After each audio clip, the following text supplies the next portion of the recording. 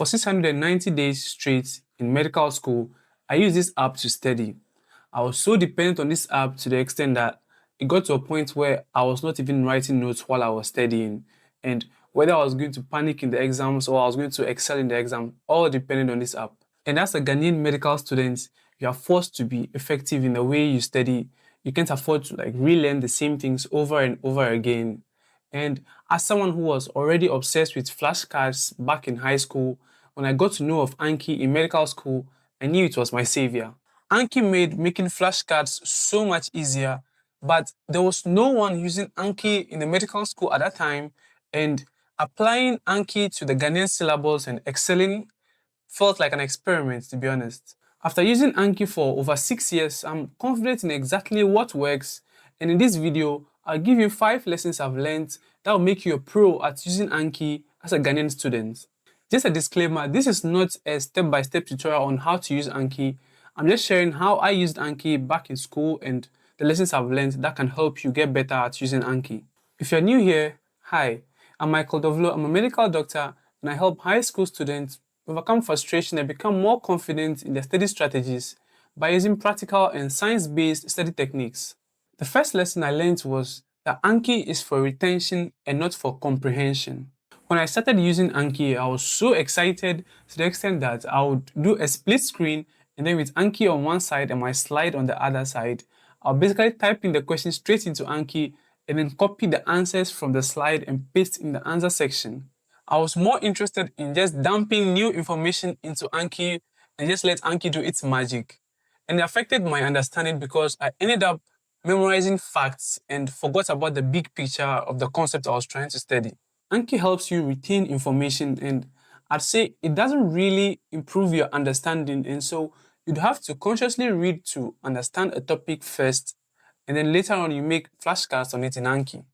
And this leads to my second lesson, which is because you are spending enough time to understand the topic before you make the flashcards, you end up making fewer flashcards and better flashcards for that matter.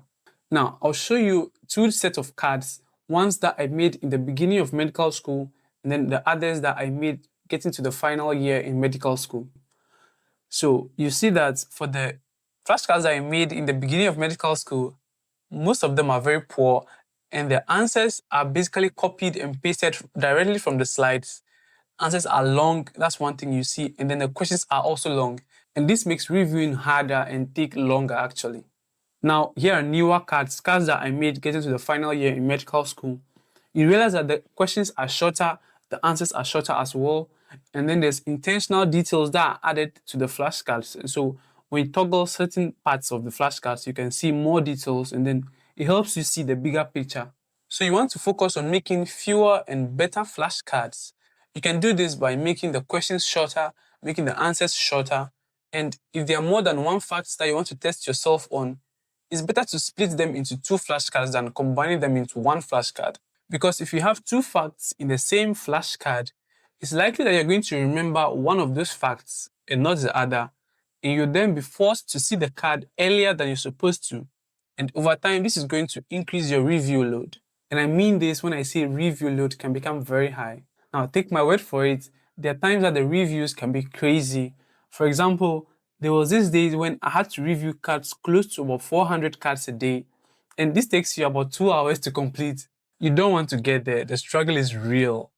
And another way you can make better flashcards is by looking at other pre-made decks and then seeing the format in which they set the questions and the answers, and then basically copying the same thing.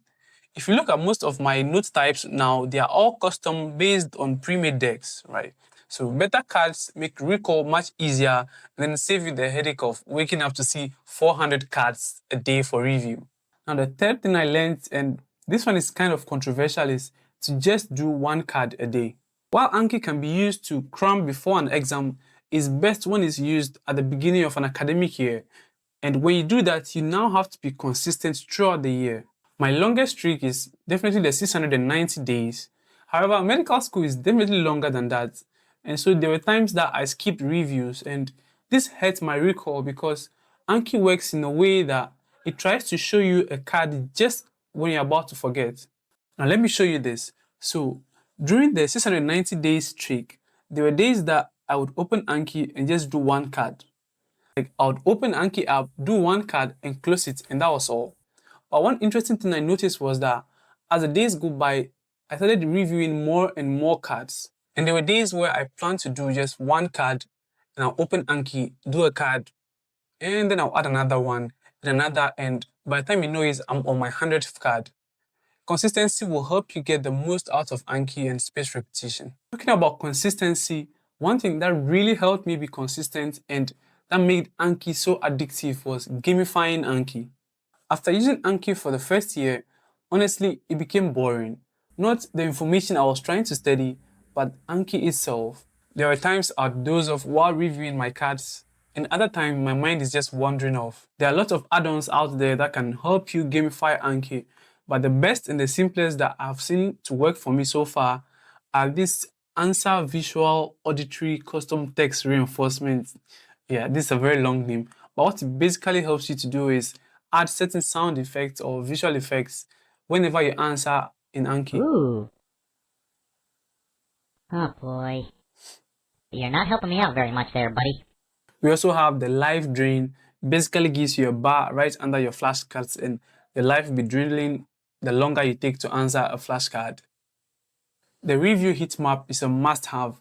It basically keeps you coming back to Anki every single day just to keep the streak going. My favorite add-on by far to gamify Anki is the Anki kill streak. I'm a huge fan of Call of Duty, and seeing the kill streaks pop up when I get 2 or 3 answers correct in a row is a game changer. Now, the last lesson that I learned is something so precious. It works so well for me, and I don't see it anywhere on YouTube, and that is to combine mind maps with Anki. Now, Anki is not perfect. One of the main issues, which I kind of talked about earlier, is how you forget about the whole picture of a topic and then focus more on memorizing individual facts. So I tried combining the mind maps and Anki as a way to go around this main issue. So what I'll do is while I study, I made mind maps, and then I'll take a screenshot of the mind map and I use Anki's image occlusion add-on to cover up certain parts of the mind map. So this basically converts them into flashcards. And the beauty is, every time you are reviewing a card, you can easily glance at the overall structure of the topic, and you never lose a sign of the overall picture. So those are the 5 lessons that can make you a pro at using Anki and ensure doing your reviews is much more fun. If you haven't tried Anki yet, do give it a try. Again, Anki isn't perfect. You have to study before you throw information at Anki. Now, if you want to study better and improve your grades, here are 5 mistakes that you definitely have to avoid. I discussed them in this video. Check it out and don't forget to subscribe.